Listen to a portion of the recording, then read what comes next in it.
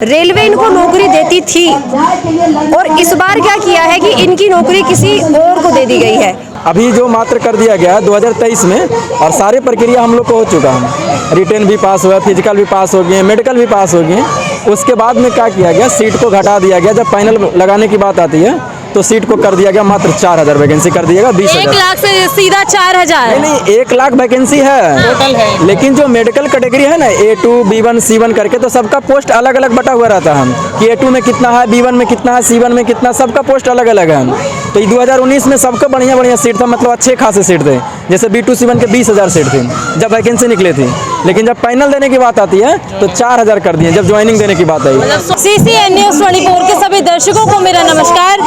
दर्शकों, इस वक्त मैं भारत की राजधानी दिल्ली के जंतर मंतर पे मौजूद हूँ और मेरे साथ आप आज कई युवकों को देख सकते हैं। ये वही युवा है जो हमें कॉलेजों में, स्कूलों में कहा जाता था कि ये हमारे कल का उजाला है, और इनके नाम पे, युवाओं के नाम पे काफ़ी कविताएं पढ़ी जाती थी हमें। और आज ये युवा इस कदर परेशान है कि अगर आप पीछे एक बैनर जो है ये पढ़ेंगे तो इस पे लिखा है कि ये फांसी तक करने को मजबूर हो चुके हैं।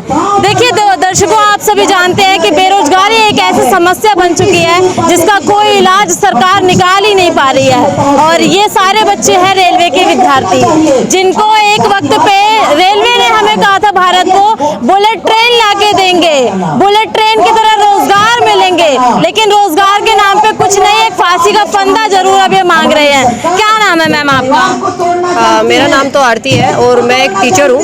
तो बेसिकली मैंने इन बच्चों को पढ़ाया था और ये बच्चे फाइनली सेलेक्ट हुए। इनका फाइनल मेरिट लिस्ट में नाम था और जिस दिन इनके पास में अपॉइंटमेंट लेटर आने वाला था उससे 1 घंटा पहले इनके पास मैसेज आता है कि आपकी जो पोस्ट है वो आपको मेडिकली अनफिट होने के कारण किसी और को दे दी गई है।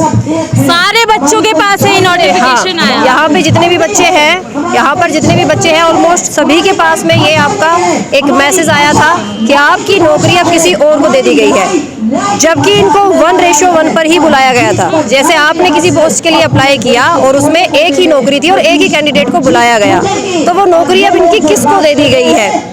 दूसरी बात क्या है कि B2 C1 एक ऐसी कैटेगरी है जो मेडिकली थोड़े से बच्चे अनफिट होते हैं। किसी की उंगली कटी हुई है, किसी को कलर ब्लाइंडनेस की प्रॉब्लम है, इस तरह की जो प्रॉब्लम्स होती हैं वो ये सारे बच्चे हैं। तो ये हर जगह नौकरी नहीं ले सकते गवर्नमेंट डिपार्टमेंट में। रेलवे इनको नौकरी देती थी और इस बार क्या किया है कि इनकी नौकरी किसी और को दे दी गई है। और बच्चे जो हैं इस चीज़ को बहुत अच्छे से एक्सप्लेन कर रहे हैं। बच्चे अब से नहीं हुए, ये बच्चे 1.5 महीने से यहाँ लगातार हैं।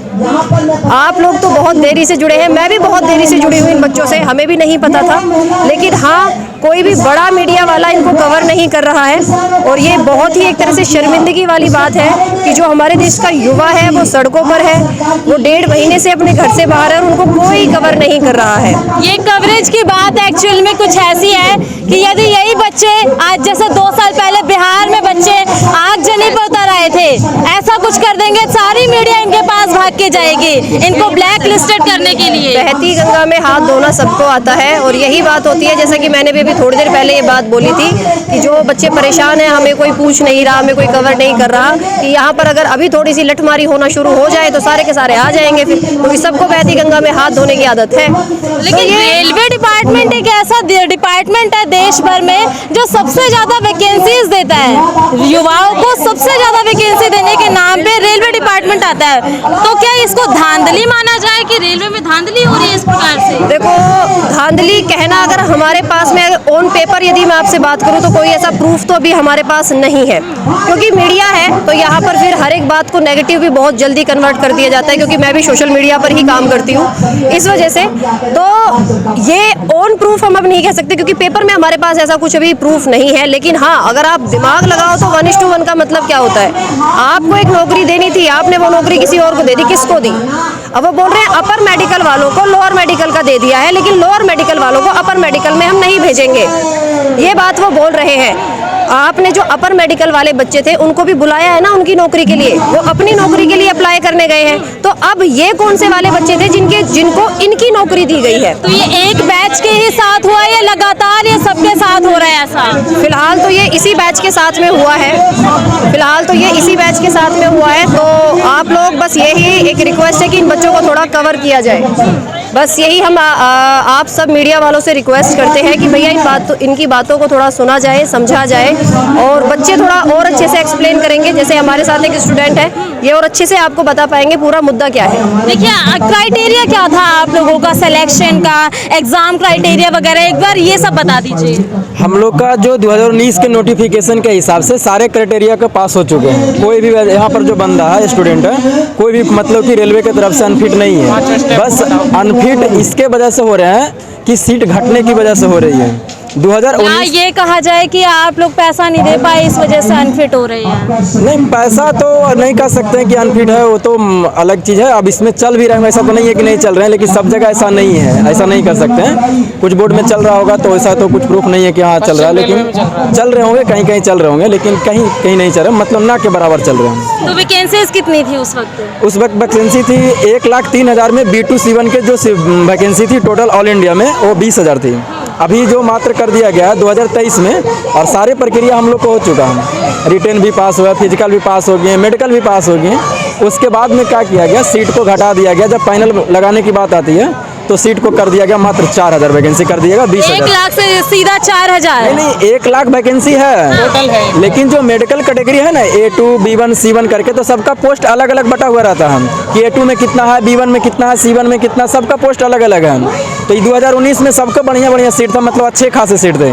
जैसे B2 C1 के 20,000 सीट थे जब वैकेंसी निकली थी, लेकिन जब फाइनल देने की बात आती है तो 4,000 कर दिए जब ज्वाइनिंग देने की बात आई। मतलब 16,000 ऐसे? हाँ, 16,000 ऐसे खाए नहीं। वो पोस्ट कहाँ चला गया, A2 मेडिकल वाले को दे दिया गया। A2 वाले को जो अपर मेडिकल होते हैं, वो पोस्ट हटा नहीं है, लेकिन A2 मेडिकल में दे दिए हैं कि हम आपको B2 C1 के मेरे से कोई काम नहीं है। B2 C1 से हम मतलब कि मेरे पास में अब कोई वैसा सीट नहीं खाली नहीं रहेगा, हमें जितना सीट है हम उतना ही लेंगे। तो आप 2019 में ही नहीं निकालते हैं, उसी समय हम लोग फॉर्म नहीं भरते हैं। आप 4 साल के बाद करते हैं, सारे प्रक्रिया होने के बाद में आप कह रहे हैं कि मेरे पास अब सीट नहीं रहेगा, हम A2 वाले को दे देंगे, C1 वाले को नहीं देंगे। और अब आप लोगों का एज क्राइटेरिया भी फुल होने को होगा? एज क्राइटेरिया भी हम लोग को जा चुका है, क्योंकि 1 साल की बात नहीं है, 4 साल हम लोग इसमें लगाए हैं। और आप सोच सकते हैं कि कोई भी रेलवे का वैकेंसी निकलता है तो पंचवर्षीय योजना हो ही रहा है। 2019 से 2024-23 लास्ट होने वाले हैं, 4 साल तो ऐसा ही पार हो गए। क्या कहना चाहते मैम, जैसे कि बताया इनने कि लगभग 1 लाख मोर देन 1 लाख है वैकेंसी था,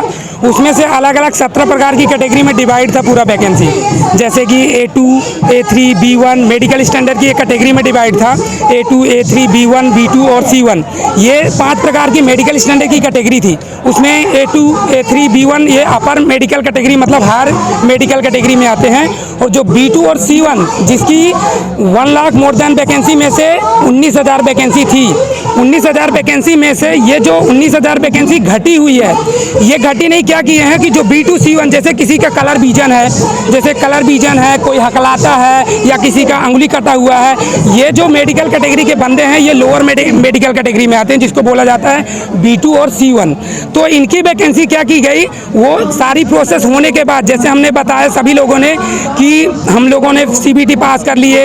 एक तो 19 में वैकेंसी आती है, 2022 में जाके पेपर लिया जाता है, 22 में हम लोगों का एग्जाम हो जाता है। एग्जाम होने के बाद 2-3 महीने बाद फिजिकल होता है, रनिंग भी पास करने के बाद फिर DB 1:1 में मेरिट लिस्ट गिरती है।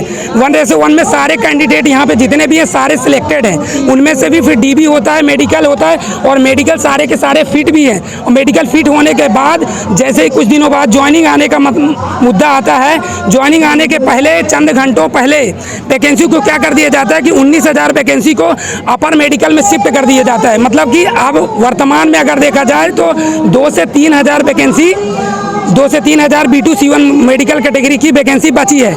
इसमें क्या हुआ मैम कि जो A2 और A3 B1 का कैंडिडेट मेडिकल है तो उसकी पोस्ट आज भी खाली है, क्योंकि क्या होता है कि जो ऊपर वाला अपर मेडिकल का बंदा है तो लोअर मेडिकल में नहीं आ सकता, पर जो लोअर मेडिकल में आ सकता है, पर जो B2 और C1 कैंडिडेट का जो लोअर मेडिकल का है वो अपर मेडिकल में नहीं जा सकता।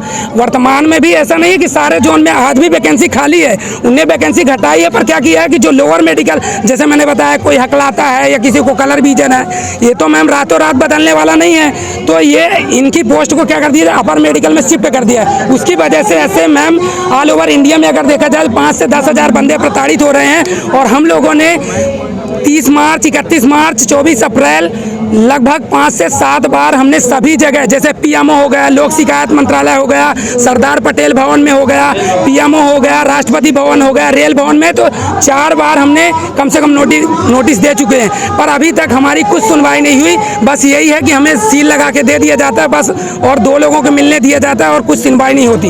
अब आप लोग आगे क्या करने की रणनीति बना रहे हैं? मैम आगे तो यही है मैम, अब जो हो रहा है हम लोगों के साथ, हम अपने हक की लड़ाई तो लड़ते रहेंगे मैम जब तक हमारी मांगे पूरी नहीं होगी।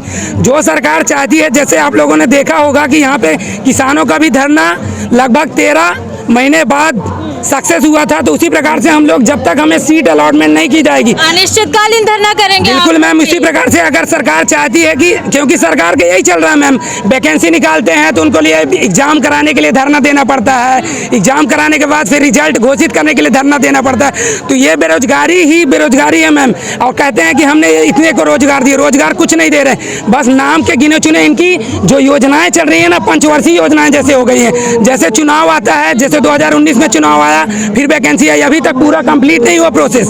2024 में फिर से चुनाव आना है, फिर से वैकेंसी आएगी। तो इस प्रकार से इनने जो वैकेंसी का रूल ला लिए हैं, इनने पंचवर्षीय योजनाएं जैसे ला ली है।